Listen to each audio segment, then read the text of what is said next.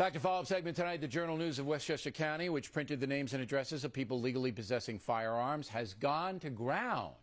They're not saying anything. They're hoping the whole thing blows over.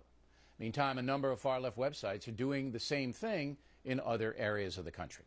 This was an incredibly irresponsible thing, but it was an attempt by this elite to demonize people who own firearms legitimately under the Second Amendment for self-protection. All right. Now, one of those affected by the Journal News is Judge Jeanine Pirro, who has harshly criticized the paper. She joins us now. So I was watching your program last weekend, and you did your talking points. What do you call it, top of the program? Open. You're open. I'm a lawyer. Okay. It's the open. And you basically were challenging the newspaper, saying you're hurting people, and I'm one of them. That was the point of it. Yes. Did you get any response from that? You know what's amazing about this, Bill, is you've got the Journal News, whose business it is to peddle information, who, as you say, have gone into a hole. We went there this morning, and we were told to get off the property. The crew was told that. By whom? By a guard. Security guard? A security armed? guard. Was he armed? It looks like he was armed. I know cops, and I know what they look like, ex-cops. Okay? Right. Then we go to the publisher's house. She slams a door in my crew's face, which I thought was pretty funny. You'll see that.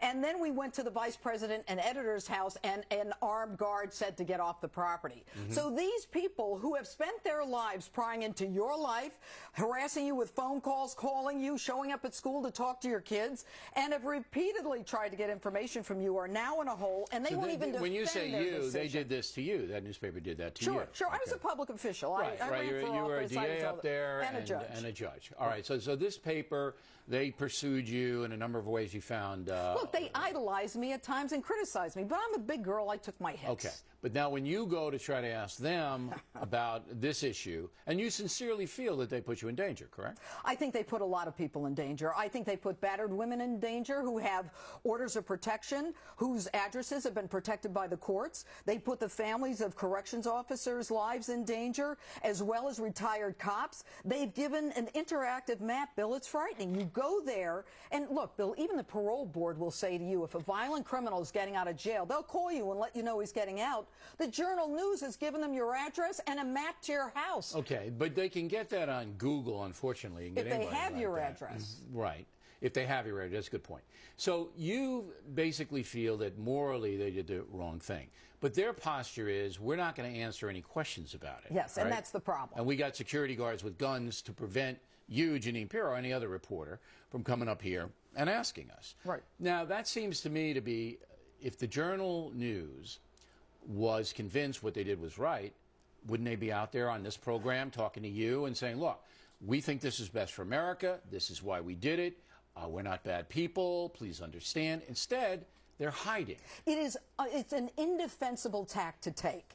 They are not saying anything. They're not saying we do it again, or we're sorry. They don't say anything. We've made a bad judgment here. And at the end of the day, you've got a lot of people now who are at risk. And the Journal News needs to stand up, step up, answer questions why they did it. But you know what? Now, I don't live up there, but I think this newspaper is through. I think the publicity here is so bad that a lot of people aren't going to read it anymore. Advertisers are going to pull.